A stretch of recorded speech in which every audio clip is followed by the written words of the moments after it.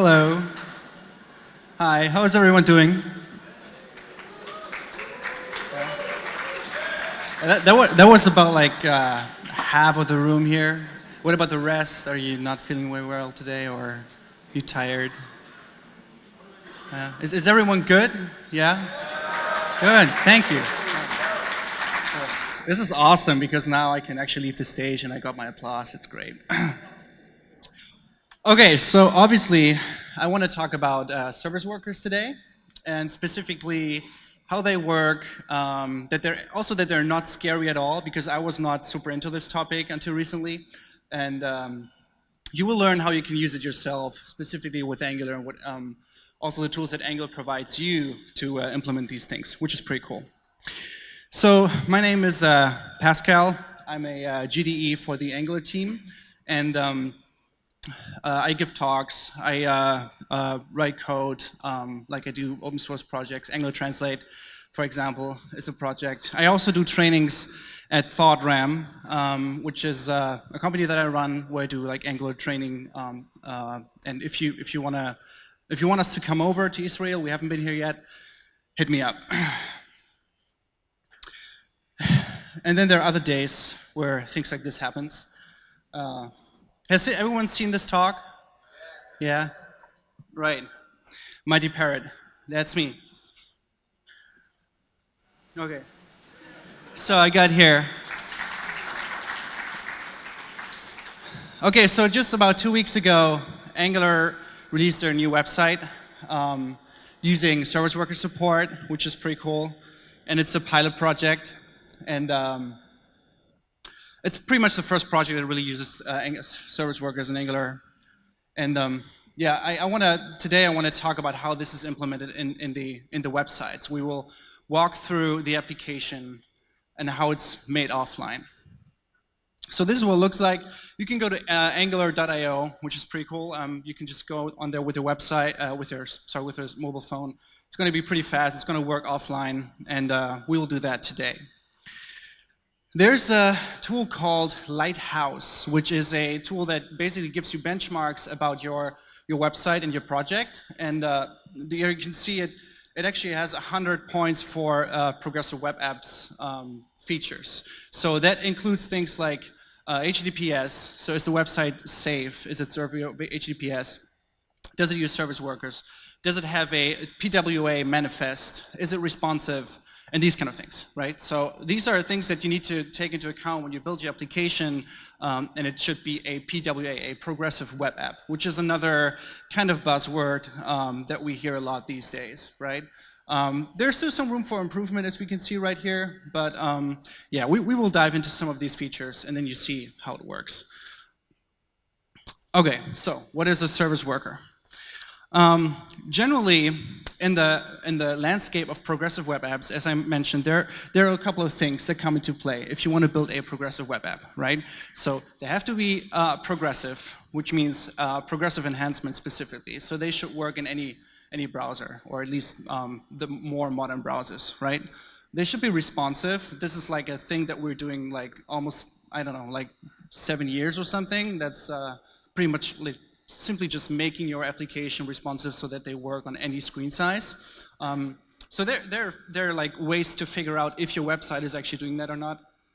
They should be connectivity independent, so they should work offline, right? We all know this. Like I don't actually know if you know it here in Tel Aviv because you seem to have a very good connection everywhere. But where I come from in Germany, you can actually be on the train somewhere out there and you don't have any connection, and then it's like, even with like, I don't know, 3G, it's hard to load a website. So you want your website to work offline. They should be app-like, so they should feel like native apps, even though they're actually web apps. And they should be fresh, so always up to date and these kind of things. And so it turns out that some of these things here, the ones that are highlighted, these are actually the features that you can do with service workers. These are the things that we focus on today, right? You can make them offline, you can make them fast, you can make them re-engageable, which is one thing that you can, for example, do with push notifications, right? So you can actually send push notifications to your web applications and make your users re-engage with you using your website. And another thing that you need to keep in mind is that a progressive web app has to be safe. So it has to run on HTTPS. There's no other way. Otherwise, you can't use some of the features. Like service workers, for example, they don't work on websites that don't use HTTPS. All right, there are some more people coming in here. It's pretty crowded already. Okay, so what is a service worker? Well, a service worker is basically a script that runs in the background, separate from a web page, and that allows us to implement features that don't need user interaction. So as I mentioned, there are features like offline support, push notifications, and these kind of things. And you can do that with service workers in a separate script that is independent from your website. And it runs entirely independent from your website. It can receive messages from your website, so it can, react to whatever happens on your website, which is really, really cool. So there's some facts on service workers. So a service worker is a JavaScript worker, right? So it is still JavaScript. We all know JavaScript. So you can simply just write one using all the syntaxes that you know. It's a network proxy, so it's basically an object that sits between the user and the actual network, and your service worker can decide what to do when the browser tries to fetch or request some certain resource, right? So it sits in the middle, and you can decide, hey, do you want to actually get this particular resource, like CSS or JavaScript or whatever, from the network, or do I have it actually cached somewhere? You can return it right away. So it gives you basically full control over that. It's terminated when it's not in use, so it's actually memory friendly. If there's nothing to do for your web worker, it's not doing anything. And as I said, safe by default, right? So basically, browser vendors gave us the tools that we need to make things offline work. So they gave up on trying to make websites offline work. We have to do this as developers, and service workers are basically the APIs, the tools, the moving parts that we need to do that. Okay, so there are some features and use cases, obviously. There's reliability. So you want to, as I mentioned, your website should work offline. You can do that with service workers. You automatically get a better performance when you do that, because obviously, if you request resources and you respond from cache, this is always faster than using the network, right? And then things like push notifications, and there are more features to come in the future. All right, the support, browser support is actually pretty good. Just Safari is a little bit weird these days, so we have to wait for it to implement it, but you can totally use it in Chrome and Firefox. And that includes also smartphones, obviously. Okay, so what are the APIs of a service worker? Let's take a look at how they actually work. So first of all, the service worker has a certain life cycle that we need to understand. When we have a website, we don't have a service worker right away, so we need to install it. And then installation basically requires a registration process. Then it gets activated, and when it's activated, we can do certain things, cleaning up cache, removing old service workers and stuff like that. It can error, then it's just not installed at all. Once it's activated, it's basically sitting there waiting for messages.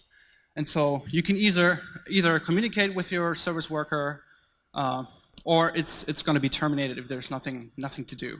So that's basically, it's sitting there waiting for you to talk to it, or it's doing nothing. And so in code, it looks kind of like this. So we have the record registration, so we check if the service worker feature is supported. And then we have a method register, which we can call. It's just a JavaScript file. So we request that, and that will register that file as a service worker script. And the cool thing about the register call is that it's basically, it doesn't fail if you already have a service worker installed.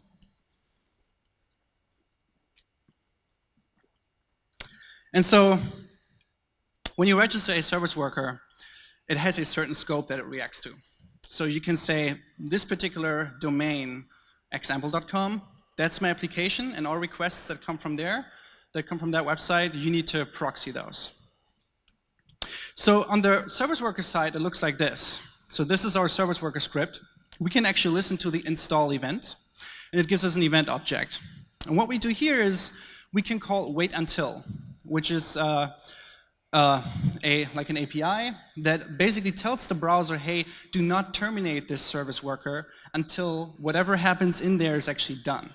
So this prevents the browser from terminating the service worker before it's actually done installing things. So wait until it takes a promise. And what we can do here is we can use the caches API. This is another API that you have available inside service workers. And you use that to actually save data, any kind of data, like assets, images, JSON, and that kind of stuff. And you open up a cache. This basically means you create a new cache, you give it a name, and if you want to deploy different versions of your service worker, like an updated version, you want to update the cache and things like that, you usually, you probably want to give it a different name. You can also have multiple caches per page. So there's not just one single cache. You can actually open up multiple caches that are, that make sense semantically for different types of assets that you want to cache, for example, like images and scripts or dynamic data. And so once we open a cache, and we created a cache, we get the cache object, and then we have an add all method that we can call, and that's pretty much, you can see it as an array of request objects.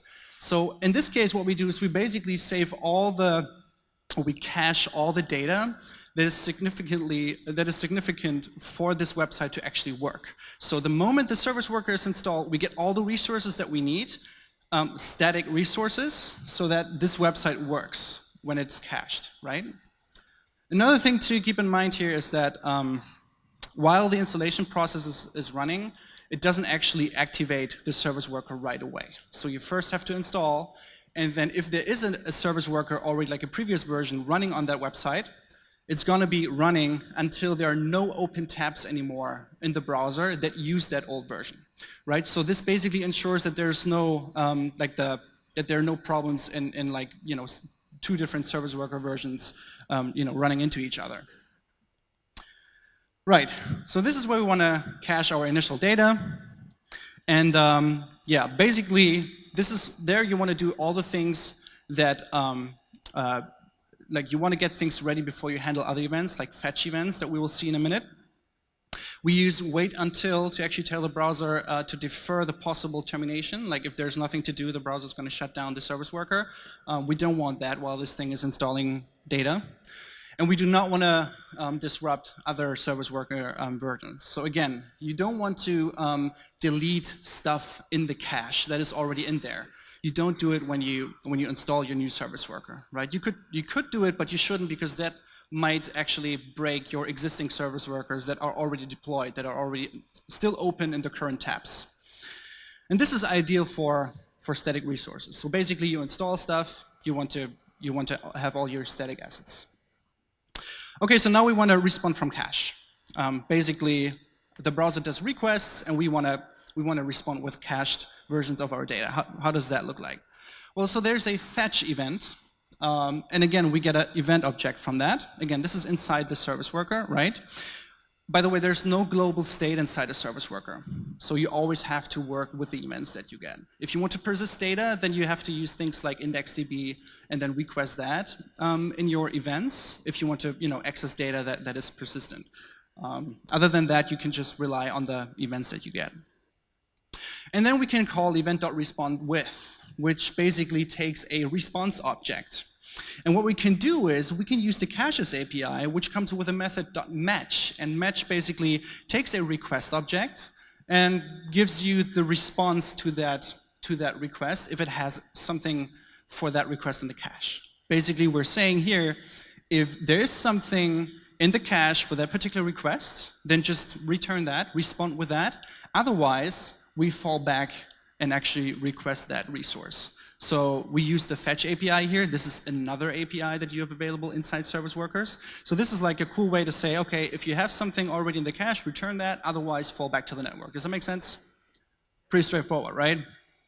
Okay, cool. So now, but what if we also want to cache that new data that we have indeed requested? So in case it's not in the cache, we do actually go to the network, but the next time that data is requested, we want to get it from cache. So we can actually take care of that and make sure that when we request data from the network, we cache it when it comes back. And this is what it looks like. So this is pretty much the same thing that we've seen before, right? So if we do have a response, we just return it. Otherwise, we fetch it, and here we see that we actually clone the request object. The reason for that is that a request object is a stream, and a stream can only be consumed once. We consume it twice. Once when we fetch the request, and later on when we actually put the request object into the cache. So this is consumed twice, and that doesn't work, so we have to clone the request object. That's why you see the clones. So we request that, we clone it, we do the request, we get a response, we check if we actually get a response. If not, or if the status is not okay, we return that. That basically means if we try to fetch something like a resource that doesn't really exist, then we basically fall back to the browser default, which is like 404 or whatever, depending on what you request, right? So if you just simply return the response from the network, it's basically what you get normally, as if there was no service worker. And otherwise, we open our cache and then we write the response into the cache. And then next time someone requests it, it's there. Same thing here, by the way, we're cloning the response because we're consuming it twice. We're using it for the put method, and we're also returning it to the response with call, right? So that's why we have to clone it here. Same thing. So again, fetch event is basically executed on every request by the browser. So that means every request, images, style, JavaScript. This is also a good place where you want to clean up things. And with cleanup, I don't mean like deleting existing cache structures, but if you, for example, fetch dynamic data like images from Flickr, you might want to update the cache in terms of give me the images for this search term and remove the old ones from the cache that are in there for that search term, right? So that you basically update your dynamic cache in this case. And yeah, as I said, you have to clone request and response objects if you want to consume them more than once. And this is basically an API for frequently updating resources. So that's what it's ideal for. So now that we can basically return data from our cache, how do we update our workers? What do we do if we want to change our worker? What if the cache structure that we want to build is actually changing for whatever reason? There's another event that we can use for that, and that's the activate event. That's actually the thing that happens right after the installation event. Activate is being emitted when when the previous service worker version that is currently installed is going to be removed. Like basically when the browser knows, okay, there's no tab, no open active tab that still uses the old version, it's going to emit the activate event for the new service worker version that is being installed right now. And this is a perfect place to actually remove things from the old version that you don't need anymore. One thing we can do is like we can create like a whitelist for a new cache name that we have, and then again we call wait until. With caches.keys, we get basically the names of our caches that we have, and then what we can do is we do some functional programming here a little bit, not really functional programming, but basically what we do is we iterate over all caches that we have that are not part of the whitelist, and we delete them. And then at this point, when we do this, we can be sure that there's no service worker active anymore that uses that old structure. So that activate event, again, is called when the previous service worker is actually removed, when it's not activated anymore. A long activation can actually potentially block page loads. So what that means is that when there's a fetch request being done during the time this thing is activated, these fetch requests are actually queued up in that task queue. So if activation takes longer, then this fetch request is going to be deferred a little bit. So you want to keep it as lean as possible. Again, good for cleanup and migration. So now you know service workers. That's it. That's basically the raw API. And you can do that totally yourself. Okay, now let's talk about Angular service workers. No, right now it's not very good because I'm running out of time. Sorry. So everything you see right now, you can totally do with just the native service workers APIs. it just turns out that Angular gives you additional abstraction layers that makes it nice and easy for you to use, and some nice features. So an Angular Service Worker is basically an already ready to be used implementation of a service worker. So you don't actually have to write it yourself, because we actually haven't talked about things like managing caches, like, you know, when do you really want to update things? Do you want to have like expiration time and these kind of things? You have to figure that out at some point, especially for dynamic data, because you don't want to always return the same data for dynamic data, right? Even though it's cached. And the Angular Service Worker does all of that for us. There's an implementation, we can just use that. It consumes a manifest file, which is basically a configuration that you can use to configure it, so you don't really write the service worker code, you just tell the service worker, hey, this is the data you're interested in. And it has a nice plugin system for extensibility. So in fact, it comes with 3 different plugins that you can use right out of the box. And it takes care of most of the bulk work, right? So installing, updating services, managing caches, handling dynamic routes, static and dynamic external resources. These are things that we'll look into in a second, right? These are usually things that you have to take care of yourself if you build these things. Okay, so installation, you can simply go ahead and say npm install at angular/service worker, and it's right there. And then basically, if you have an Angular CLI application, Angular CLI takes already care of adding that service worker to your application. So you don't have to do that. If you want to use things like push APIs or push notifications, you have to do a bit more work yourself. But if you just want to use like normal caching features, you actually don't have to add that thing manually. Angular CLI does that. Now, how do we enable service worker support in our Angular application? Now, who has done a project with Angular CLI, or who's using Angular CLI? Right. So there's this Angular CLI JSON file, which is a configuration file for your Angular project. And basically, well, what if I told you there was a simple button that you can press that says make service workers work? Right? There's such a thing in Angular CLI. You can just say service worker true, and it does all the work for you. You can also do it with a command line interface and say ng set, and then you set that value. I like to just go into the JSON file and it does the job for me. Oh, what's wrong here? Oh, the cable, sorry. There you go. So it does all the magic for you. You just set it, done. Okay, cool. What happens then is that actually the Angular CLI adds a script to our index.html file, which is a script that registers the service worker that you didn't have to write. It comes already with a package. It's going to be basically put into your project, your production build, and it's right there. This is another thing to keep in mind.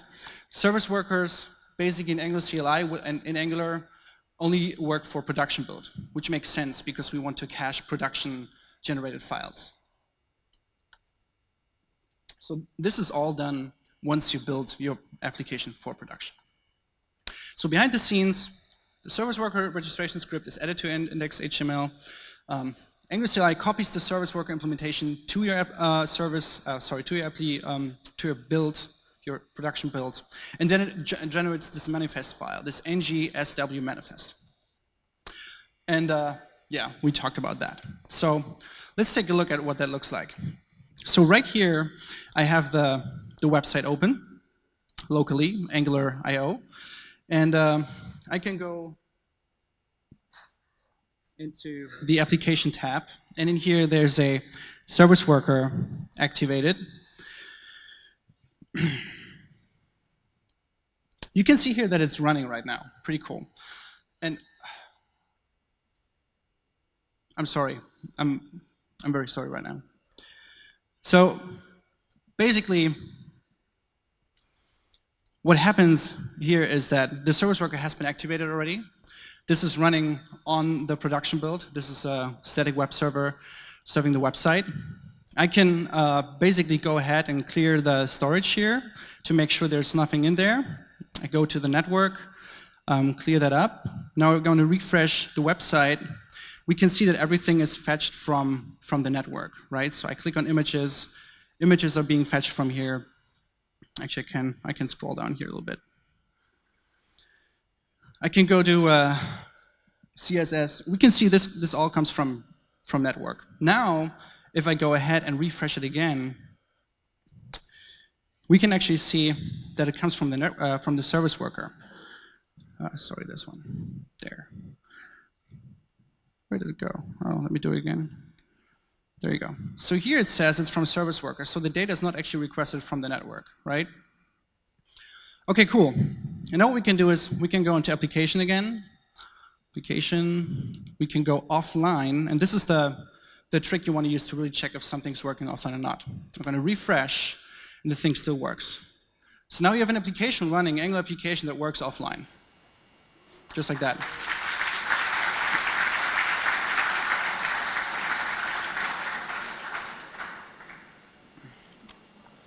Okay, there's still some things though. There's dynamic data, there are external resources, so we can actually see in the console that there's still some errors here. So basically, what we can do is, let me actually show you the stuff in code. So I can open the ng manifest file. So this is what it looks like. This is a generated file. It has all the static assets in here. Angular CLI generates that for you. It figures out the static assets for your application. And then you can see the hash there. This is the hash based on the file contents. And this is how the service worker figures out if the version that it uses of the file is like the updated one or not. If this, basically if that hash changes, it knows it has to update and fetch the file. And now what you can do is, for example, if you want to add external resources, you can actually create your own ng manifest file in the root of your project. I have one here, and that one is going to be merged with this manifest for your production build. But you have to rebuild the project. I'm not going to do that because it takes a lot of time here. Like a build of the website takes like a couple minutes. So I'm going to copy this over. So here I have external. These are external resources. I'm going to save that. And now, if I actually refresh the page, let me actually clear the storage again. And then I'm going to refresh the page, which is going to reinstall the service worker and re-update the cache. Now, if I go offline and I go to network, I'm going to refresh. We can actually see that even external resources like fonts are cached, right? Just by adding those to the manifest. These are the things that the CLI can figure out automatically. Okay, so that's pretty cool, but there are more things. So again, we talked already about the manifest. It handles static and external resources, but there's also dynamic resources and routing redirection. So we've seen that for every static resource, there's a hash being generated for you. We can have external things that we add to our manifest. And this is perfect for fonts and Bootstrap or whatever you want to use out there. Stuff that you don't have control over. Right, we've seen that, sorry. Now route redirection. We still have a problem. You might notice that when I refreshed the page, I actually went to /index.html, right? So this says localhost 3000 /index.html. If I refresh the page, it works. However, if I go to just simply localhost 3000, we can see that it doesn't work anymore. The reason for that is that there's basically no information in the manifest that says if the user goes to /, then basically return the index.html from cache, right? So we have to do that. That's where route redirection comes into play. And this is basically true for different URLs. For example, if you click around in the application, sorry, oh, come on, localhost. There you go, index.html. Oh, thank you. Thank you for pair programming with me. So what I can do actually, I can click on like the menu here and navigate around. That's nice. You see the URL has updated. I'm now in /resources. But again, if I refresh from here, it doesn't work because nothing tells the service worker to actually serve the index.html file.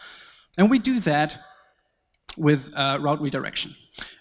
Basically, what you do is you tell the manifest, hey, if someone goes to this URL, serve the index.html, right? So here's what it looks like. We have a new section, routing, and And then we can define routes like this. So when it goes to slash, prefix false means this is an exact match. If you go to slash, go to index.html.